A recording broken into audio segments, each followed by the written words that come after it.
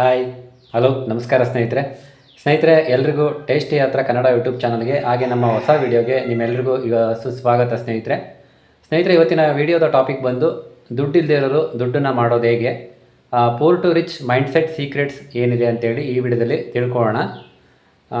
ಸ್ನೇಹಿತರೆ ನೋಡಿ, ದುಡ್ಡು ಅನ್ನೋದು ಯಾರಿಗೆ ತಾನೇ ಬೇಡ, ಎಲ್ರಿಗೂ ಬೇಕಾಗಿರೋದೆ ಅಲ್ವಾ. ನಮಗೂ ಬೇಕು, ನಿಮಗೂ ಬೇಕು. ನಮ್ಮ ಒಂದು ಜೀವನವನ್ನು ರೂಪಿಸ್ಕೊಳ್ಳೋಕ್ಕೆ, ಒಂದು ಒಳ್ಳೆಯ ಜೀವನ ಶೈಲಿನ ರೂಪಿಸ್ಕೊಳ್ಳೋದಕ್ಕಾಗಲಿ, ನಮ್ಮ ಜೀವನ ನಡೆಸೋದಕ್ಕಾಗಲಿ ದುಡ್ಡು ಅನ್ನೋದು ಪ್ರಮುಖ ಪಾತ್ರ. ಸೊ ದುಡ್ಡು ಎಲ್ರಿಗೂ ಕೂಡ ಬೇಕಾಗಿರುವಂಥ ಒಂದು ವಸ್ತು. ಸೊ ಇವತ್ತು ಸಾಕಷ್ಟು ಜನಗಳಲ್ಲಿ ಏನಪ್ಪ ಅಂತ ಅನ್ನೋ ಸಮಸ್ಯೆ, ಅದಕ್ಕೋಸ್ಕರ ನಾವೆಲ್ಲ ತುಂಬ ಡೈಲಿ ಪ್ರತಿನಿತ್ಯ ಕಷ್ಟಪಡ್ತಾ ಇದ್ದೀವಿ. ಆದರೆ ನಾವು ದುಡ್ದಂಥ ಹಣ ನಮ್ಮ ಕೈಯಲ್ಲಿ ಇಲ್ಲ, ಖಾಲಿ ಆಗ್ತಾ ಇದೆ, ಉಳಿತಾ ಇಲ್ಲ. ತುಂಬ ಜನಗಳಿಗೆ ಸೇವಿಂಗ್ಸ್ ಮಾಡೋದು ಹೇಗೆ ಅಂತಲೇ ಗೊತ್ತಿಲ್ಲ. ನಿಮಗೂ ಕೂಡ ಕನ್ಫ್ಯೂಷನ್ ಇದೆ ಅಲ್ವಾ. ಸೊ ಹಾಗಾದರೆ ಬನ್ನಿ, ವಿಡಿಯೋನ ಮಿಸ್ ಮಾಡದೆ ಕೊನೆ ತನಕ ನೋಡಿ. ವಿಡಿಯೋ ಇಷ್ಟ ಆದರೆ ಲೈಕ್ ಮಾಡಿ, ಕಮೆಂಟ್ ಮಾಡಿ, ಶೇರ್ ಮಾಡಿ, ಹಾಗೆ ನಮ್ಮ ಚಾನಲ್ನ ಸಬ್ಸ್ಕ್ರೈಬ್ ಮಾಡಿಕೊಂಡು ಪ್ರೋತ್ಸಾಹ ಮಾಡಿ ಅಂತ ಹೇಳ್ತಾ ವಿಡಿಯೋನ ಸ್ಟಾರ್ಟ್ ಮಾಡೋಣ ಬನ್ನಿ ಸ್ನೇಹಿತರೆ. ರಂಗಸ್ವಾಮಿ ಮೂಕನಹಳ್ಳಿ ಅವರು ಏನು ಹೇಳಿದ್ದಾರೆ, ದುಡ್ಡನ್ನು ನಾವು ಹೇಗೆ ಸೇವಿಂಗ್ಸ್ ಮಾಡಬೇಕು, ನಾವು ಮಿಡಲ್ ಕ್ಲಾಸ್ ಜನ ಎಲ್ಲಿ ಎಡುತ್ತಾ ಇದ್ದೀವಿ, ನಾವು ಹೇಗೆ ದುಡ್ಡನ್ನು ಸೇವಿಂಗ್ಸ್ ಮಾಡಬೇಕು ಮತ್ತು ಹೆಚ್ಚಿನ ಹಣವನ್ನು ನಾವು ಕೂಡ ಸಂಪಾದನೆ ಮಾಡಬಹುದಾ, ಇದೆಲ್ಲದ್ರ ಬಗ್ಗೆ ಡೀಟೇಲಾಗಿ ವಿಡಿಯೋದಲ್ಲಿ ಹೇಳಿದ್ದಾರೆ. ನಾನು ತಿಳಿಸ್ತಾ ಬರ್ತೀನಿ, ಬನ್ನಿ ಸ್ನೇಹಿತರೆ, ವಿಡಿಯೋನ ಪೂರ್ತಿಯಾಗಿ ನೋಡಿ. ದುಡ್ಡು ಅನ್ನೋದು ನಮಗೆ ನಿಮಗೆ ಎಲ್ಲರೂ ಕೂಡ ಬೇಕಾಗಿರುವಂಥ ಒಂದು ವಸ್ತು. ಸಾಕಷ್ಟು ಜನ ಇವತ್ತು ದುಡ್ಡನ್ನು ದುಡಿತಾ ಇದ್ದಾರೆ, ಸೇವಿಂಗ್ಸ್ನ ಮಾಡ್ತಾ ಇದ್ದಾರೆ. ಆದರೆ ಕೈಯಲ್ಲಿ ₹1 ಉಳಿತಾ ಇಲ್ಲ, ಎಲ್ಲ ಖರ್ಚಾಗ್ತಾ ಇದೆ, ವ್ಯಯ ಆಗ್ತಾ ಇದೆ ಅಂತೆಲ್ಲ ಸಫರ್ ಮಾಡ್ತಾ ಇದ್ದಾರೆ. ಹಾಗೆಯೇ ಇನ್ನೊಂದಷ್ಟು ಜನ ₹1 ಕೂಡ ಸೇವಿಂಗ್ಸ್ ಮಾಡ್ತಾ ಬರ್ತಾ ಇದ್ದಾರೆ. ಬಟ್ ಅವರನ್ನು ಹೊರಗಡೆ ಸಮಾಜದಲ್ಲಿ ಜನರು ಕಂಜೂಸ್ ಅಂತ ಕರೀತಾ ಇದ್ದಾರೆ. ನಿಜವಾಗ್ಲೂ ಅವರು ಕಂಜೂಸ ಅಥವಾ ಚಾಲಾಕಿಗಳ? ಅವರು ಕಂಜೂಸು ಅಲ್ಲ, ಚಾಲಾಕಿನೂ ಅಲ್ಲ. ನೋಡಿ ಸ್ನೇಹಿತರೆ, ಇವತ್ತು ಇರುವೆ ಅಂತ ಒಂದು ಸಣ್ಣ ಜೀವಿ ನಾಳಿನ ಬದುಕಿಗಾಗಿ, ಅದು ಮಳೆಗಾಲ ಆಗಿರ್ಬೋದು, ಚಳಿಗಾಲ ಆಗಿರ್ಬೋದು, ಯಾವುದೇ ಋತು ಆಗಿರ್ಬೋದು, ಅದೇನು ಮಾಡುತ್ತೆ, ಎಲ್ಲೆಲ್ಲೋ ಹೋಗಿ ಒಂದು ಚಿಕ್ಕ ಚಿಕ್ಕ ರವೆ ತುಂಡುಗಳಾಗಿರ್ಬೋದು, ಸಕ್ಕರೆ ತುಂಡು ಅಥವಾ ಯಾವುದೋ ಒಂದು ಸಿಹಿ ಪದಾರ್ಥಗಳನ್ನ ತೊಗೊಂಬಂದು ಅದು ತನ್ನ ಗೂಡಿನಲ್ಲಿ ಶೇಖರಣೆ ಮಾಡ್ತಾ ಹೋಗುತ್ತೆ ಅಲ್ವಾ. ಹಾಗೆ ಮನುಷ್ಯ ಸೇವಿಂಗ್ಸ್ ಅನ್ನೋದು, ಸಂಗ್ರಹಣೆ, ಉಳಿತಾಯ ಅನ್ನೋದು ಭಾಳ ಮುಖ್ಯ. ಅದನ್ನು ಮಾಡಲೇಬೇಕು. ಇದನ್ನು ಪ್ರತಿಯೊಂದು ಜೀವಿಯಲ್ಲಿ ಭಗವಂತ ಮೂಲಭೂತವಾಗಿ ಕಳುಹಿಸ್ಕೊಟ್ಟಿರೋದೆ. ಸೊ ಇದೆಲ್ಲರೂ ಕೂಡ ಮಾಡಲೇಬೇಕಾಗುತ್ತೆ. ಸೊ ಹಾಗಾದರೆ ಈ ಥರ ಸೇವಿಂಗ್ಸ್ ಮಾಡೋರನ್ನ ನಾವು ಕಂಜೂಸ್ ಅಂತ ಕರಿಬೇಕಾ? ಅವಶ್ಯಕತೆ ಇದೆಯಾ? ಖಂಡಿತ ಇಲ್ಲ. ಅವರು ಕಂಜೂಸ್ ಅಲ್ಲ. ಹಾಗಾದರೆ ಚಾಲಾಕಿ ಅಂತೂ ಮೊದಲೇ ಅಲ್ಲ. ಹಾಗಾದರೆ ಈ ಚಾಲಾಕಿ ಯಾರು? ಚಾಲಾಕಿತನ ಅನ್ನೋದು ಯಾರು ಬೇರೆಯವರ ದುಡ್ಡಲ್ಲಿ ಮೋಜು ಮಸ್ತಿ ಮಾಡ್ತಾರೋ ಅವ್ರನ್ನ ನಾವು ಚಾಲಾಕಿ ಅಂತೇಳಿ ಕರಿತೀವಿ ಸ್ನೇಹಿತರೆ. ಸೊ ಇವ್ರು ಹೆಂಗೆ ಅಂತ ಅಂದರೆ, ತಾನು ಕಷ್ಟಪಟ್ಟು ದುಡ್ದಂಥ ದುಡ್ಡನ್ನು ಬ್ರಿಕ್ ಬೈ ಬ್ರಿಕ್ ಅಂದರೆ ಒಂದು ಕಟ್ಟಡ ಕಟ್ಟಲಿಕ್ಕೆ ಸೇವಿಂಗ್ಸ್ ಮಾಡ್ತಾ ಬರ್ತಿರ್ತಾರೆ. ಅವ್ರನ್ನ ನಾವು ಕಂಜೂಸ್ ಅಂತ ಕರಿಬೇಕಾ? ಇಲ್ಲ, ಅವ್ರು ಕಂಜೂಸ್ ಅಲ್ಲ. ಅವರು ಹೇಳ್ಬೇಕಂದ್ರೆ ನಿಜವಾಗ್ಲೂ ಚಾಲಾಕಿತನ. ಈಗ ನೋಡಿ, ಅವ್ರು ಹೇಗೆ ಅಂತಂದರೆ, ಯಾವುದಕ್ಕೆ ಖರ್ಚು ಮಾಡಬೇಕೋ ಅದಕ್ಕೆ ಅವರು ಯೋಚನೆ ಮಾಡಲ್ಲ, ಸಂಕೋಚ ಪಡಲ್ಲ. ಅವಶ್ಯಕತೆ ಇರೋ ಕಡೆ ಅವರು ಖರ್ಚು ಮಾಡ್ತಾರೆ. ಆದರೆ ಬೇರೆಯವ್ರ ಥರ ಐಷಾರಾಮಿ ಜೀವನಕ್ಕೆ ಖರ್ಚು ಮಾಡೋ ಹಾಗೆ ಆ ರೀತಿ ದುಂದು ವ್ಯರ್ಥ ಮಾಡೋದಿಲ್ಲ, ಹಣವನ್ನು ಖರ್ಚು ಮಾಡೋದಿಲ್ಲ. ಯಾರೋ ಒಬ್ಬರು ನಾನು ಹಾಗಿರಬೇಕು, ಹೀಗಿರಬೇಕು, ರಾಯಲ್ ಆಗಿರಬೇಕು, ಅವರ ಒಂದು ಸಂಪಾದನೆ ಕಡಿಮೆ ಇರುತ್ತೆ, ಆದರೂ ಕೂಡ ಸಮಾಜ ದೃಷ್ಟಿಯಲ್ಲಿ ಬೇರೆಯವ್ರಿಗೋಸ್ಕರ ನಾನು ಹಾಗೆ ಬದುಕಬೇಕು, ಈ ಥರ ಒಂದು ಲೈಫ್ ಸ್ಟೈಲ್ ಲೀಡ್ ಮಾಡಬೇಕು ಅಂತೇಳಿ ಅನವಶ್ಯಕ ಖರ್ಚುಗಳನ್ನ ಮಾಡ್ತಾ ಜೀವನ ನಡೆಸ್ತಾ ಇರ್ತಾರೆ. ಆ ರೀತಿ ಈ ಚಾಲಾಕಿತನ ಅನ್ನೋರು ಏನಿದ್ದಾರೆ, ಅವರು ಆ ಥರ ಐಷಾರಾಮಿ ಜೀವನದ ಥರ ಅವಶ್ಯಕತೆ ಇಲ್ಲದೆ ಇರೋವಂಥ ಒಂದು ಜೀವನನ ಅವರು ನಡೆಸೋದಕ್ಕೆ ಹೋಗಲ್ಲ. ಆ ಒಂದು ಜೀವನ ಶೈಲಿಗೆ ಅವರು ದುಂದು ವ್ಯರ್ಥ ಮಾಡಲ್ಲ ಹಣವನ್ನು. ಸೊ ಅವಾಗೇನಂತೀವಿ, ನಾವು ಅವ್ರನ್ನ ಕಂಜೂಸ್ ಅಂತ ಹೇಳಿ ಕರೆಯೋದಕ್ಕೆ ಸ್ಟಾರ್ಟ್ ಮಾಡ್ತೀವಿ. ಅವ್ರು ನಿಜವಾಗ್ಲೂ ಕಂಜೂಸ್ ಅಲ್ಲ ಸ್ನೇಹಿತರೆ, ಅವ್ರದ್ದು ಒಂದು ಚಾಲಾಕಿತನ. ಅದು ಎಲ್ಲಿ ಅವಶ್ಯಕತೆ ಇದೆಯೋ ಅಲ್ಲಿ ಮಾತ್ರ ಅವರು ಖರ್ಚು ಮಾಡ್ತಾರೆ. ಇಲ್ಲದೇ ಇರೋ ಕಡೆ ಅವರು ಅವಶ್ಯಕತೆ ಇಲ್ಲದೆ ಇರೋ ಕಡೆ ಅವರು ಖರ್ಚು ಮಾಡೋದಿಲ್ಲ. ಇದಕ್ಕೆ ಒಂದು ರೂಲ್ ಇದೆ, ಎಲ್ಲಿ ಅವಶ್ಯಕತೆ ಇಲ್ವೋ ಆ ವಸ್ತುಗಳ ಮೇಲೆ ನೀವು ಅನಾವಶ್ಯಕ ಖರ್ಚುಗಳನ್ನ ಮಾಡಬಾರ್ದು. ಹಾಗೆ ಎಲ್ಲಿ ಅವಶ್ಯಕತೆ ಇದೆಯೋ ಅಲ್ಲಿ ನೀವು ಯೋಚನೆ ಮಾಡಬಾರ್ದು ಖರ್ಚು ಮಾಡೋದಕ್ಕೆ. ಖರ್ಚು ಮಾಡಬೇಕು ಅವಶ್ಯಕತೆ ಇರುವ ಕಡೆ. Without thinking you should spend. ಒಳ್ಳೆಯ ಖರ್ಚುಗಳು, ಕೆಟ್ಟ ಖರ್ಚುಗಳು. ಈ ಕೆಟ್ಟ ಖರ್ಚುಗಳು ಅಂದರೆ ಯಾವುದು? ಸೊ ಎಕ್ಸಾಂಪಲ್ಲು ನೋಡಿ, ಈಗ ನಾನು ಪಾಯಿಂಟ್ ಎ ಇಂದ ಪಾಯಿಂಟ್ ಬಿಗೆ ಹೋಗಬೇಕು, ಒಂದು ಸ್ಥಳದಿಂದ ಇನ್ನೊಂದು ಸ್ಥಳಕ್ಕೆ. ಅಂದರೆ ಮನೆಯಿಂದ ನನ್ನ ಕೆಲಸದ ಜಾಗಕ್ಕೆ ನಾನು ಹೋಗಬೇಕು ಅಂತ ಅಂದರೆ, ಸೊ ನನ್ನ ಕೆಲಸ ಪ್ರತಿ ದಿವಸ ಹೋಗಬೇಕಲ್ವ, ಅದು ಮುಖ್ಯವಾದದ್ದು. ಸೊ ಅವಾಗ ನಾನು ಪಬ್ಲಿಕ್ ಟ್ರಾನ್ಸ್ಪೋರ್ಟ್, ಈ ಬೆಂಗಳೂರು ಅಂತ ಮಹಾನಗರದಲ್ಲಿ ಪಬ್ಲಿಕ್ ಟ್ರಾನ್ಸ್ಪೋರ್ಟ್ ಯೂಸ್ ಮಾಡಿಕೊಂಡು ಆನ್ ಟೈಮಿಗೆ ನಾನು ರೀಚ್ ಆಗೋದಕ್ಕಾಗಲ್ಲ. ನನ್ನ ಕೆಲಸದ ಸ್ಥಳಕ್ಕೆ ಆನ್ ಟೈಮಿಗೆ ರೀಚ್ ಆಗೋದಕ್ಕಾಗಲ್ಲ. ಯಾಕಂದರೆ ನಿಮಗೆಲ್ಲ ಗೊತ್ತಿದೆ, ಟ್ರಾಫಿಕ್ ಸಮಸ್ಯೆ ಬೆಂಗಳೂರು ಅಂತ ಮಹಾನಗರದಲ್ಲಿ. ಆವಾಗ ನಮಗೆ ಓನ್ ವೆಹಿಕಲ್ ಅವಶ್ಯಕತೆ ಇರುತ್ತೆ. ನಾನು ಒಂದು ಕಾರ್ ತೊಗೊಳ್ಬೇಕು ಅನ್ನೋ ಆಸೆ ಇರುತ್ತೆ ಅಂದ್ಕೊಳ್ಳಿ, ಎಕ್ಸಾಂಪಲ್ಲು. ಸೊ ನೀನು ಒಂದು ಪಾಯಿಂಟ್ ಎ ಇಂದ ಪಾಯಿಂಟ್ ಬಿಗೆ ಹೋಗಲಿಕ್ಕೆ ಒಂದು ಸಾಧಾರಣ ನಾರ್ಮಲ್ ಕಾರೇ ಸಾಕಲ್ವ.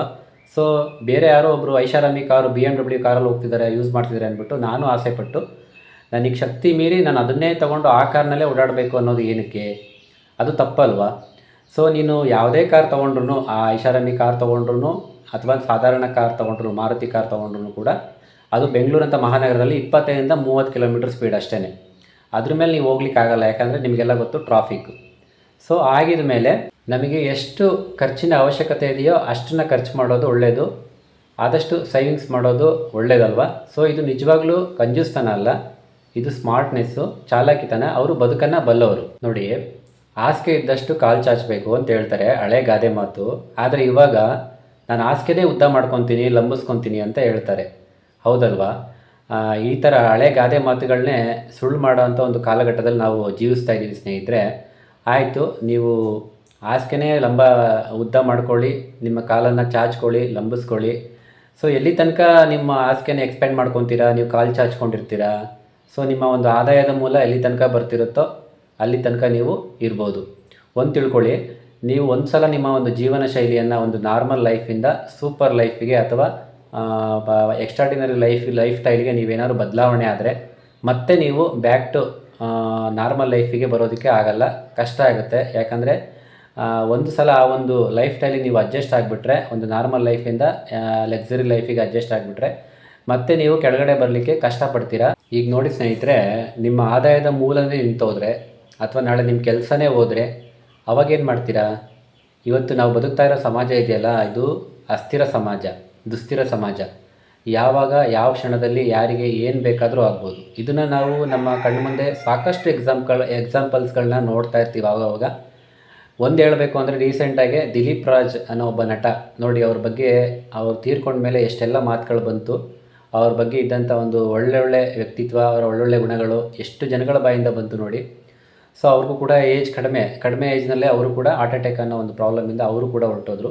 ಸೊ ಇದೇ ಥರ ನಮ್ಮ ಹಳೆ ಒಂದು ಸ್ವಲ್ಪ ಹಿಂದಕ್ಕೆಲ್ಲ ಹೋದರೆ ಅಪ್ಪು ಸರ್ ಹೋದರು, ಚಿರಂಜೀವಿ ಸರ್ಜಾ, ಫಿಲಮ್ ಆ್ಯಕ್ಟರ್ಸ್ಗಳು, ಈ ಥರ ಎಲ್ಲ ಒಳ್ಳೊಳ್ಳೆ ನಟರು ನಾವು ಕಳ್ಕೊಂಡಿದ್ದೀವಿ. ಸೊ ನೋಡಿ, ಅವರೆಲ್ಲ ಒಂದು ಒಳ್ಳೊಳ್ಳೆ ಪ್ರೊಫೆಷನಲ್ ಇದ್ದರು, ಫಿಲಮ್ ಸ್ಟಾರ್ಗಳು. ಅವರೆಲ್ಲ ಒಂದಷ್ಟು ಬೇಕಾದಷ್ಟು ಆದಾಯ ಮೂಲ ಇತ್ತು, ಅವರೆಲ್ಲ ಅವ್ರ ಫ್ಯಾಮಿಲಿಗೆ ಅವ್ರಿಗೆಲ್ಲ ಸೆಕ್ಯೂರ್ ಮಾಡ್ಕೊಂಡಿದ್ರು, ನೋ ಪ್ರಾಬ್ಲಮ್. ಆದರೆ ನಿಮ್ಮ ಕತೆ ಏನು? ನೀವು ಏನು ಮಾಡಬೇಕು? ಮಿಡಲ್ ಕ್ಲಾಸ್ ನಾವೇನಿದ್ದೀವಲ್ಲ, ಕಷ್ಟಪಡ್ತಾ ಇದ್ದೀವಲ್ಲ ಪ್ರತಿ ದಿವಸ, ಸೊ ನಾವೆಲ್ಲ ಏನು ಮಾಡಬೇಕು? ಸೊ ಹಾಗಾಗಿ ನಾವು ಇದನ್ನೆಲ್ಲ ಯೋಚನೆ ಮಾಡಬೇಕಾಗುತ್ತೆ ಸ್ನೇಹಿತರೆ. ನಮ್ಮದೇನೋ ಇವತ್ತು 1 ಲಕ್ಷ 2 ಲಕ್ಷ ಏನೋ ಇನ್ಕಮ್ ಇದೆ ಅಂದ್ಬಿಟ್ಟು ನಮ್ಮ ಒಂದು ಜೀವನ ಶೈಲಿನ ಆ ಮಟ್ಟಕ್ಕೆ ಏರಿಸ್ಕೊಂಡು ಲಕ್ಸುರಿಯಾಗಿ ನಮ್ಮ ಹಾಸಿಗೆನ ಅಷ್ಟು ಉದ್ದ ಲಂಬಿಸ್ಕೊಂಡು ಜೀವನ ಮಾಡ್ತೀವಿ ಅಂತಂದರೆ ನಾವು ಮಾಡ್ತಿರೋವಂಥ ಕೆಲಸ ಎಲ್ಲಿ ತನಕ ಇರುತ್ತೆ, ಏನು ಗ್ಯಾರಂಟಿ ಅಲ್ವಾ? ನೋಡಿ, ನೀವು ಕೊರೋನಾ ಅಂತ ಟೈಮಲ್ಲೆಲ್ಲ ನೋಡಿರ್ಬೋದು, ಯಾರು ಎಷ್ಟೆಲ್ಲ ಸಮಸ್ಯೆಗಳನ್ನ ಅನುಭವಿಸಿದ್ರು. ಇಡೀ ದೇಶನೇ ಲಾಕ್ಡೌನ್ ಆಗಿ ಭಾಳಷ್ಟು ಸಮಸ್ಯೆಗಳನ್ನ ಫೇಸ್ ಮಾಡ್ತು. ಈ ಥರದ್ದೆಲ್ಲ ಸಮಸ್ಯೆಗಳನ್ನ ನಾವು ಫೇಸ್ ಮಾಡ್ತೀವಿ. ಸೊ ನಮ್ಮಲ್ಲೂ ಕೂಡ ಆಗಿದೆ. ನಾನು ಕೂಡ ಕೋವಿಡ್ಗಿಂತ ಮುಂಚೆ ಬೆಂಗಳೂರಿನಲ್ಲಿ ಒಂದು ಒಳ್ಳೆ ಕಂಪನಿಯಲ್ಲೇ ಕೆಲಸ ಮಾಡ್ತಾಯಿದ್ದೆ. ಕೊರೋನಾ ಬಂದಮೇಲೆ ಲಾಕ್ಡೌನ್ ಆಯಿತು, ಊರ ಕಡೆ ಬಂದ್ವಿ. ಊರಿನಲ್ಲಿ 1 ವರ್ಷ ವರ್ಕ್ ಫ್ರಮ್ ಹೋಮ್ ಕೂಡ ಮಾಡಿದೆ. ಅದಾದಮೇಲೆ ಸ್ವಲ್ಪ ಕೆಲವೊಂದು ಪರ್ಸ್ನಲ್ ಪ್ರಾಬ್ಲಮ್ಗಳಿಂದ, ಫ್ಯಾಮಿಲಿ ಪ್ರಾಬ್ಲಮ್ಸ್ಗಳಿಂದ ಸೊ ನಾನು ಕೆಲಸ ಬಿಡಬೇಕಾಗಿ ಬಂತು. ಊರಿನಲ್ಲೇ ಸೆಟ್ಲ್ ಆಗಬೇಕಾಗಿ ಬಂತು. ಜಮೀನು ಮನೆ ಇದೆಲ್ಲ ನೋಡ್ಕೊಬೇಕಾಗಿ ಬಂತು. ಸೊ ಈ ಥರ ಎಲ್ಲ ಅಸ್ಥಿರ ಸಮಾಜ ಅಂತ ಹೇಳಿದ್ನಲ್ಲ, ಈ ಥರ ಏನು ಬೇಕಾದರೂ ಆಗ್ಬೋದು. ಸೊ ಹಂಗಾಗಿ ನಾವೆಲ್ಲ ಎಚ್ಚೆತ್ಕೋಬೇಕು ಸ್ನೇಹಿತರೆ. ನಾವು ಸುಮ್ಮನೆ ಏನೋ ಒಂದು ಹಣ ಬರ್ತಿದೆ, ಇನ್ನಷ್ಟು ಸ್ಯಾಲ್ರಿ ಬರ್ತಾಯಿದೆ, ಆದಾಯ ಬರ್ತಿದೆ ಅಂತೇಳಿ ಒಂದೇ ಒಂದು ಆದಾಯದ ಮೂಲ ನಂಬ್ಕೊಂಡು ನಮ್ಮ ಒಂದು ಲೈಫನ್ನು ಎಕ್ಸ್ಟೆಂಡ್ ಮಾಡಿಕೊಂಡು ಲಕ್ಸುರಿ ಲೈಫು, ನಮ್ಮ ಹಾಸಿಗೆನ ಲಂಬಿಸ್ಕೊಂಡು ಈ ಥರದ್ದೆಲ್ಲ ಜೀವನಗಳನ್ನ ನಾವು ಮಾಡಬಾರ್ದು. ಇವತ್ತು ನೋಡಿ, 2026 ಈ ವರ್ಷ 2027ರಲ್ಲಿ ಯುದ್ಧ ಆಗ್ಬೋದು ಅಂತೆಲ್ಲ ಹೇಳಿದರು. ಸೊ ಆ ಥರ ಎಲ್ಲ ಆಗೋದು ಬೇಡ. ಎಲ್ಲ ಒಳ್ಳೆಯದಾಗಲಿ, ನಮ್ಮ ದೇಶಕ್ಕೂ ಒಳ್ಳೆಯದಾಗಲಿ, ಎಲ್ಲರಿಗೂ ಒಳ್ಳೆಯದಾಗಲಿ. ಆದರೆ ನೋಡಿ ಸ್ನೇಹಿತರೆ, ನೀವೇ ಈಗೆಲ್ಲ ಅಬ್ಸರ್ವ್ ಮಾಡ್ತಾಯಿದ್ದೀರಾ ಎಷ್ಟೆಲ್ಲ ಸಮಸ್ಯೆ ಆಗ್ತಾಯಿದೆ. ಅಮೇರಿಕಾ ಅಂತ ಒಂದು ದೈತ್ಯ ರಾಷ್ಟ್ರ ನಮಗೆ ಎಷ್ಟೆಲ್ಲ ಸಮಸ್ಯೆ ಮಾಡ್ತಾಯಿದ್ದಾರೆ. So America, Israel, Russia, Iran ಇವೆಲ್ಲ ಒಂದು ಕಚ್ಚಾಟದಿಂದ ಸೊ ಯುದ್ಧ ಮಾಡುವಂಥ ಪರಿಸ್ಥಿತಿ, ಅನಿವಾರ್ಯ ಪರಿಸ್ಥಿತಿಗೆ ಬಂದಿದ್ದೀವಿ. ಸೊ ಈಗ ನೋಡ್ತಾ ಇರ್ಬೋದು, ಇಂಧನ ತೈಲ ಸಮಸ್ಯೆ ಆಗಿರ್ಬೋದು, ಗ್ಯಾಸ್ ಸಿಲಿಂಡರ್ಗಳ ಸಮಸ್ಯೆ ಆಗಿರ್ಬೋದು, ಅದೇ ರೀತಿ ಅಡುಗೆ ಆಯಿಲ್ ಅದು ಕೂಡ ಬರ್ತಾ ಇದೆ. ಈಗಾಗಲೇ ಪ್ರಧಾನಿ ಮೋದಿಯವರು ಎಚ್ಚರಿಕೆ ಎಲ್ಲ ಹೇಳಿದ್ದಾರೆ, ಎಲ್ಲ ಮಿತವಾಗಿ ಯೂಸ್ ಮಾಡಬೇಕು ಅಂತೆಲ್ಲ ಹೇಳಿದ್ದಾರೆ. ಸೊ ಈ ಥರದ್ದೆಲ್ಲ ಸಮಸ್ಯೆಗಳನ್ನ ನಾವಿಲ್ಲಿ ನೋಡ್ತಾ ಇದ್ದೀವಿ, ಫೇಸ್ ಮಾಡ್ತಾ ಇದ್ದೀವಿ. ಇದು ಒಂಥರ ಅಸ್ಥಿರ ಸಮಾಜ ಆಗೋಗಿದೆ. ಯಾವಾಗ ಏನಾಗುತ್ತೆ ಅಂತ ಹೇಳಲಿಕ್ಕಾಗಲ್ಲ. ಸೊ ಯುದ್ಧ ಮಾಡುವಂಥ ಅನಿವಾರ್ಯ ಪರಿಸ್ಥಿತಿ ಎದುರಾಗಿದೆ. ಸೊ ಆ ಥರದ್ದೆಲ್ಲ ಯಾವುದೂ ಆಗೋದು ಬೇಡ, ಎಲ್ಲ ಒಳ್ಳೆಯದಾಗಲಿ ಆ ದೇವರ ದಯೆಯಿಂದ. ಯಾಕೆ ಅಂತ ಅಂದರೆ, ನಮ್ಮ ಕೆಲಸ ಯಾವುದೇ ಗ್ಯಾರಂಟಿ ಇಲ್ಲ. ಹಾಗೆ ನಮ್ಮ ಇನ್ಕಮ್ ಸೋರ್ಸ್, ಆದಾಯದ ಮೂಲ ಇಷ್ಟೇ ಬರುತ್ತೆ ಅಂತ ಹೇಳಲಿಕ್ಕಾಗಲ್ಲ. ನಮ್ಮ ಒಂದು 2 ಲಕ್ಷದ ಆದಾಯ 1 ಲಕ್ಷಕ್ಕೆ ಇಳಿಬೋದು ಅಥವಾ ಶೂನ್ಯನೂ ಕೂಡ ಆಗ್ಬೋದು, ಅಂದರೆ 0 ಅಲ್ವಾ ಸ್ನೇಹಿತರೆ. ಎಕ್ಸಾಂಪಲ್ ನಾವು ಕೊರೋನಾ ಟೈಮ್ನಲ್ಲಿ ಸಾಕಷ್ಟು ಈ ಸಮಸ್ಯೆಗಳನ್ನ ಫೇಸ್ ಮಾಡಿದ್ದೀವಿ. ನಾನೇ ಇದ್ದೀನಿ ಎಕ್ಸಾಂಪಲ್ಲು, ಬೇರೆ ಯಾರೂ ಬೇಡ. ಸೊ ನಾನು ಕೂಡ ಕೋವಿಡ್ಗಿಂತ ಮುಂಚೆ ಒಂದು ಕಂಪನಿಲಿ ಕೆಲಸ ಮಾಡ್ತಿದ್ದೆ. ಒಂದು 30,000 ಸ್ಯಾಲ್ರಿ ಬರ್ತಾಯಿತ್ತು. ಲಾಕ್ಡೌನ್ ಪೀರಿಯಡಲ್ಲಿ 1 ವರ್ಷ ವರ್ಕ್ ಫ್ರಮ್ ಹೋಮು, ಸ್ಯಾಲ್ರಿ ಅರ್ಧಕ್ಕರ್ಧ ಅಂದರೆ 15,000 ಆಯಿತು. ಸೊ ನನ್ನ ಕಮಿಟ್ಮೆಂಟ್ಗಳಿಗೆ ಅದನ್ನೆಲ್ಲ ಸರಿದೂಗಿಸ್ಕೊಳ್ಳೋಕ್ಕೆ ಭಾಳ ಕಷ್ಟ ಆಯಿತು, ಸಫರ್ ಮಾಡಿದೆ. ಸೊ ಈ ಥರದ್ದೆಲ್ಲ ಸಮಸ್ಯೆಗಳನ್ನ ನಾವು ಸನ್ನಿವೇಶಗಳನ್ನ ಫೇಸ್ ಮಾಡಿದ್ದೀವಿ. ಮುಂದೆ ಕೂಡ ಈ ಥರ ಆಗಲ್ಲ ಅನ್ನೋದಕ್ಕೆ ಏನು ಗ್ಯಾರಂಟಿ ಇಲ್ಲ. ಯಾವಾಗ ಏನು ಬೇಕಾದ್ರೂ ಆಗ್ಬೋದು, ಅಸ್ಥಿರ ಸಮಾಜ ಅಲ್ವಾ. ಸೊ ಹಾಗಾಗಿ ನಾವೆಲ್ಲ ಮುನ್ನೆಚ್ಚರಿಕೆಯಿಂದ ಇರಬೇಕು. ಹಾಸಿಗೆ ಇದ್ದಷ್ಟೇ ಕಾಲು ಚಾಚಬೇಕು, ಇರೋದರಲ್ಲೇ ಬದುಕೋದನ್ನು ಕಲಿಬೇಕು. ಸೇವಿಂಗ್ಸ್ ಭಾಳ ಮುಖ್ಯ, ಸೇವಿಂಗ್ಸ್ ಮಾಡಬೇಕು. ಹಾಗೆಯೇ ಸೇವಿಂಗ್ಸ್ ಮಾಡೋದೊಂದೇ ಸ್ಮಾರ್ಟ್ನೆಸ್ ಅಲ್ಲ. ಏನು ಸೇವಿಂಗ್ಸ್ ಮಾಡಿರ್ತೀರ, ಉಳಿಕೆ ಅಂತ ಏನು ಮಾಡಿರ್ತೀರ, ಅದನ್ನು ಒಂದು ಒಳ್ಳೆ ಕಡೆ ಹೂಡಿಕೆಯನ್ನು ಮಾಡಬೇಕು, ಅಂದರೆ ಇನ್ವೆಸ್ಟ್ ಮಾಡಬೇಕು ಒಳ್ಳೆ ಕಡೆ ನೋಡಿ. ಸೊ ಅದು ನಮ್ಮ ಒಂದು ಸ್ಮಾರ್ಟ್ನೆಸ್ ಅನ್ನೋದನ್ನು ತೋರಿಸುತ್ತೆ. ಇದು ನಮಗೆ ಮುಂದಿನ ದಿನಗಳಲ್ಲಿ ಒಂದು ಒಳ್ಳೆ ಅಡ್ವಾಂಟೇಜ್ ಆಗುತ್ತೆ ಸ್ನೇಹಿತರೆ. ಈಗ ನಮ್ಮ ಫ್ಯೂಚರ್ ಆಗಿರ್ಬೋದು, ಹಾಗೆ ನಮ್ಮ ಲೈಫ್ ಸ್ಟೈಲ್ ಆಗಿರ್ಬೋದು, ಇದನ್ನೆಲ್ಲ ಗಮನದಲ್ಲಿ ಇಟ್ಕೊಂಡು ಒಂದು ದಿನಚರಿಯನ್ನು ನಾವು ಹೇಗೆ ಸೆಟ್ ಮಾಡ್ಕೊಳ್ಬೇಕು. ಈಗ ನೋಡಿ ಸ್ನೇಹಿತರೆ, ನಾವು ಒಂದು ದಿವಸ ಅಂತ ಬಂದರೆ ಸಾಕಷ್ಟು UPI ಟ್ರಾನ್ಸಾಕ್ಷನ್ನ ಮಾಡಿರ್ತೀವಿ. ಸೊ ನಮಗದು ಲೆಕ್ಕನೇ ಇರೋದಿಲ್ಲ, ಅದ್ರ ಲೆಕ್ಕನೇ ನಾವು ಇಟ್ಕೊಂಡಿರೋದಿಲ್ಲ. 10 ರೂಪಾಯಿ ಅಲ್ವಾ ಬಿಡು, 20 ರೂಪಾಯಿ ಅಲ್ವಾ ಬಿಡು ಅಂತ ಈ ಥರ ನಿರ್ಲಕ್ಷ್ಯತನ ತೋರಿಸ್ತೀವಿ. ಸೊ ಇವತ್ತೇನು ನಿರ್ಲಕ್ಷ್ಯನ ತೋರಿಸ್ತೀವಿ, ಈ ಒಂದು ಸಣ್ಣ ಲೀಸ್ಟು ಮುಂದೆ ಹೋಗ್ತಾ ಹೋಗ್ತಾ ದೊಡ್ಡ ಲೀಸ್ಟ್ ಆಗಿರುತ್ತೆ, ಅದು ನಮಗೆ ಅರಿವೇ ಇರೋದಿಲ್ಲ. ಸೊ ನಮ್ಮ ಜನ ಯಾಕೆ ಹೀಗೆ, ಅದಕ್ಕೆ ನಮ್ಮ ರಂಗಸ್ವಾಮಿ ಮೂಕನಹಳ್ಳಿ ಅವರು ಒಂದು ಒಳ್ಳೆ ಮಾತು ಹೇಳಿದ್ದಾರೆ. ಸೈಕಲ್ ಸ್ಟ್ಯಾಂಡ್ ಹಾಕ್ಬಿಟ್ಟು ಓಡಿಸ್ತಾ ಇರ್ತೀರ ನೀವು, ಒಂದು ವರ್ಷ ಆದಮೇಲೆ ನಾನು ಎಲ್ಲಿದ್ದೀನಿ ಅಂತ ನೋಡ್ತೀರಾ, ನೀವೆಲ್ಲೂ ಇರೋಲ್ಲ, ಎಲ್ಲಿರ್ತೀರೋ ಅಲ್ಲೇ ಇರ್ತೀರ. ಆ ಒಂದು ವರ್ಷದಲ್ಲಿ ನಿಮ್ದು ಏನು ಪ್ರೋಗ್ರೆಸ್ ಅಂತ ನೋಡಿದ್ರೆ ಏನು ಪ್ರೋಗ್ರೆಸ್ ಇಲ್ಲ, ಝೀರೋ. ಸೊ ನಾನು ಏನು ಹೇಳ್ತೀನಿ ಅಂತ ಅಂದರೆ, ಬಜೆಟಿಂಗ್ ಅನ್ನೋದು ಇರಬೇಕು ನಿಮ್ಮ ಜೀವನದಲ್ಲಿ. ಪ್ರತಿಯೊಂದನ್ನು ಕೂಡ ಒಂದು ಲೆಕ್ಕಾಚಾರ ಮಾಡಬೇಕು, ಬಜೆಟ್ ಮಾಡಬೇಕು. ಸೊ ಅದನ್ನೇ ನಾವಿಲ್ಲಿ ಮಾಡ್ತಾ ಇಲ್ಲ ತುಂಬ ಜನ. ನಮ್ಮ ಒಂದು ಆದಾಯದ ಮೂಲಗಳು, ಅದು ಸ್ಯಾಲ್ರಿ ಆಗ್ಬೋದು ಅಥವಾ ಇನ್ನಿತರ ಆದಾಯದ ಮೂಲಗಳು ಏನು ಬರ್ತಾ ಇರುತ್ತೋ ಅದೆಲ್ಲ ಒಂದು ಲೆಕ್ಕಾಚಾರ ಇರಬೇಕು. ಏನು ಖರ್ಚು ಮಾಡ್ತೀವಿ, ಎಷ್ಟು ಬರ್ತಾ ಇದೆ, ಎಷ್ಟು ಸೇವಿಂಗ್ಸ್ ಮಾಡ್ತೀವಿ, ಎಷ್ಟು ಇನ್ವೆಸ್ಟ್ ಮಾಡ್ತಾ ಇದ್ದೀವಿ, ಎಲ್ಲದೂ ಕೂಡ ಒಂದು ಲೆಕ್ಕಾಚಾರ ನಮ್ಮ ಹತ್ರ ಇರಬೇಕು. ಅದನ್ನು ತುಂಬ ಜನಗಳು ನಾವು ಮಾಡ್ತಾ ಇಲ್ಲ. ಇದೇ ಒಂದು ನಾವು ಮಾಡ್ತಿರೋ ಒಂದು ದೊಡ್ಡ ಮಿಸ್ಟೇಕು. ಸೊ ಏನಪ್ಪ ಅಂತಂದರೆ, ಇನ್ನೊಂದು, ನೀವೇನಾದರೂ ಒಂದು ಜಾಬ್ ಮಾಡ್ತಾಯಿದ್ದೀರಾ, ಅದರಿಂದ ಒಂದು ಸ್ಯಾಲ್ರಿ ಬರ್ತಾಯಿದೆ ಅಂದರೆ, ಒಂದೇ ಒಂದು ಆದಾಯದ ಮೂಲ ಇದೆ ಅಂತ ಅಂದರೆ ಅದು ನಿಮ್ಮ ತಪ್ಪಲ್ಲ, ಅಪರಾಧ ಅಂತಲೇ ಹೇಳ್ಬೋದು. ಸೊ ಯಾಕಂದರೆ ಏನು ಗ್ಯಾರಂಟಿ, ಇವತ್ತು ಕೆಲಸ ಇದೆ, ಒಂದು ಸ್ಯಾಲ್ರಿ ಬರ್ತಿದೆ ಅಂತ ಇದ್ದೀರಾ, ಜೀವನ ನಡೆಸ್ತಾ ಇದ್ದೀರಾ. ಸೊ ಅದು ಏನು ಗ್ಯಾರಂಟಿ, ನಾಳೆ ದಿವಸ ಏನು ಬೇಕಾದರೂ ಆಗ್ಬೋದಲ್ವ. ಅದಕ್ಕೆ ನಾನು ಸಾಕಷ್ಟು ಎಕ್ಸಾಂಪಲ್ಸ್ಗಳು ಆಲ್ರೆಡಿ ಕೊಟ್ಟಿದ್ದೀನಿ ನಿಮಗೆ. ಅದೇ ರೀತಿ ಇವರು ನಮ್ಮ ರಂಗಸ್ವಾಮಿ ಮೂಕನಹಳ್ಳಿ ಅವರು ಒಂದು ಮಾತು ಹೇಳ್ತಾರೆ, ಒಬ್ಬ ಮನುಷ್ಯನಿಗೆ 2 ರಿಂದ 3 ಬ್ಯಾಂಕ್ ಅಕೌಂಟ್ ಇರಬೇಕು ಅಂತೇಳಿ. ಅದರಲ್ಲಿ ಮೊದಲನೇದಾಗಿ ಇನ್ಕಮ್ ಅಕೌಂಟ್ ಅಂತೇಳಿ ಒಂದು ಮಾಡ್ಕೊಬೇಕು. ಸೊ ಅದರಲ್ಲಿ ಏನಪ್ಪ ಅಂತ ಅಂದರೆ, ನಿಮ್ಮ ಒಂದು ಸ್ಯಾಲ್ರಿ ಆಗಿರ್ಬೋದು ಅಥವಾ ಇನ್ನಿತರೆ ಆದಾಯದ ಮೂಲಗಳು ಮಾತ್ರ ಬರೋ ಅಂಥದ್ದು. ಸೊ ಹೀಗೆ ಪ್ರತಿಯೊಂದರಲ್ಲೂ ನೀವು ಬಜೆಟಿಂಗ್ ಅನ್ನೋದು ಮಾಡ್ಕೊಂಡಿರಬೇಕು. ಹಾಗೆ ನಿಮ್ಮಲ್ಲಿ ಏನೋ ಒಂದು ಕಲೆ ಇರುತ್ತೆ, ಟ್ಯಾಲೆಂಟ್ ಇರುತ್ತೆ, ಅದನ್ನು ಉಪಯೋಗಿಸ್ಕೊಂಡು ಮಲ್ಟಿಪಲ್ ಸೋರ್ಸ್ ಆಫ್ ಇನ್ಕಮ್ನ ಕ್ರಿಯೇಟ್ ಮಾಡ್ಕೊಬೇಕು. ಇನ್ನಿತರ ಆದಾಯದ ಮೂಲಗಳನ್ನ ನೀವು ಹೆಚ್ಚಿಸ್ಕೊಳ್ಬೇಕು. ಒಂದೇ ಒಂದು ಆದಾಯದ ಮೂಲ ನಂಬ್ಕೊಂಡು ಯಾವತ್ತೂ ಇರೋಕ್ಕೆ ಹೋಗಬೇಡಿ. ನಿಮ್ಮಲ್ಲಿರೋವಂಥ ಟ್ಯಾಲೆಂಟ್ನ ಉಪಯೋಗಿಸ್ಕೊಂಡು ಮಲ್ಟಿಪಲ್ ಸೋರ್ಸ್ ಆಫ್ ಇನ್ಕಮ್ ಸೋರ್ಸ್ನ ಕ್ರಿಯೇಟ್ ಮಾಡ್ಕೊಳ್ಳಿ, ಆದಾಯದ ಮೂಲಗಳನ್ನ ಹೆಚ್ಚಿಸ್ಕೊಳ್ಳಿ. ಈ ಎಲ್ಲ ಆದಾಯಗಳು ಒಂದೇ ಅಕೌಂಟ್ಗೆ ಬರುವಂತೆ ಮಾಡ್ಕೊಳ್ಳಿ. ಅದು ಪ್ಯೂರ್ಲಿ ಇನ್ಕಮ್ ಅಕೌಂಟ್ ಆಗಿರಬೇಕು. ಅದರಲ್ಲಿ ಯಾವುದೇ ಥರ ಎಕ್ಸ್ಪೆಂಡಿಚರ್ ಮಾಡೋ ಆಗಿಲ್ಲ. ನೋಡಿ, ಬದುಕು ಎಲ್ರಿಗೂ ಒಂದೇ, ಭಗವಂತ ಎಲ್ರಿಗೂ ಅದೇ 24 ಗಂಟೆನೇ ಕೊಟ್ಟಿರ್ತಾನೆ. ಸೊ ಆದರೂ ಕೆಲವು ಜನ ಯಾಕೆ ಅಲ್ಲೇ ಹಿಂದೆ ಉಳ್ಕೊತಾರೆ ಅಂತಂದರೆ, ಅವರು ಸಿಸ್ಟಮ್ಯಾಟಿಕ್ ಆಗಿ, ಕ್ರಮಬದ್ಧವಾಗಿ, ಶಿಸ್ತುಬದ್ಧವಾಗಿ ಮಾಡಿದರೆ ಮಾತ್ರ ಅವರ ಒಂದು ಜೀವನ ಶೈಲಿ, ಒಂದು ಲೈಫ್ ಸ್ಟೈಲು ಬದಲಾಗುತ್ತೆ. ನೋಡಿ, ಇವಾಗ 24 ಗಂಟೆಯಲ್ಲಿ 8 ಗಂಟೆ ಅಂತೇಳಿ 3 ಭಾಗ ಮಾಡಿ, 24 ಗಂಟೆಯಲ್ಲಿ 8 ಗಂಟೆ ಅಂತೇಳಿ 3 ಭಾಗ ಮಾಡಿ. 8 ಗಂಟೆ ನೀವೇನು ಮಾಡ್ತೀರಾ, ಮಲಗ್ತೀರಾ. ಇನ್ನು ಉಳಿದ 8 ಗಂಟೆ ಏನು ಮಾಡ್ತೀರಾ, ನಿಮ್ಮನ್ನು ನೀವು ಮಾರ್ಕೊಂಬಿಡ್ತೀರಾ. ಅಂದರೆ ಕೆಲಸಕ್ಕೆ ಸಮಯವನ್ನು ಕೊಡ್ತೀರಾ, ಒಂದು ಹಣವನ್ನು ಸಂಪಾದನೆ ಮಾಡಲಿಕ್ಕೆ ಕೆಲಸಕ್ಕೆ ಸಮಯವನ್ನು ಕೊಡ್ತೀರಾ, ಆಫೀಸಿಗೆ. ಅದೇ ರೀತಿ ಇನ್ನು ಉಳಿದ 8 ಗಂಟೆ ಏನು ಮಾಡ್ತೀರಾ, ಏನು ದುಡ್ದಿರ್ತೀರ ಹಣವನ್ನು ಅದನ್ನು ಖರ್ಚು ಮಾಡಲಿಕ್ಕೆ, ಟ್ರೇಡ್ ಮಾಡಲಿಕ್ಕೆ ಯೂಸ್ ಮಾಡ್ತೀರಾ. ಸೊ ಹಾಗಾದರೆ ಇದೆಲ್ಲ ಬಿಟ್ಟು ಇನ್ನೊಂದಿದೆ ನಿಮ್ಮಲ್ಲಿ ನಾಲೆಡ್ಜು. ಅದ್ರ ಬಗ್ಗೆ ನೀವು ಗಮನ ಹರಿಸ್ತಾ ಇದ್ದೀರಾ, ಅದನ್ನು ನೀವು ಟ್ರೇಡ್ ಮಾಡ್ತಾ ಇದ್ದೀರಾ, ಯೋಚನೆ ಮಾಡಿ ಸ್ನೇಹಿತರೆ. ಇನ್ನೊಂದು, ನಮ್ಮ ಜೀವನದಲ್ಲಿ 3 ಮುಖ್ಯವಾದದ್ದು: ನಾಲೆಡ್ಜು, ಟೈಮು, ಮನಿ. ಈ 3 ಕರೆನ್ಸಿ ಇದ್ದಂಗೆ ಸ್ನೇಹಿತರೆ.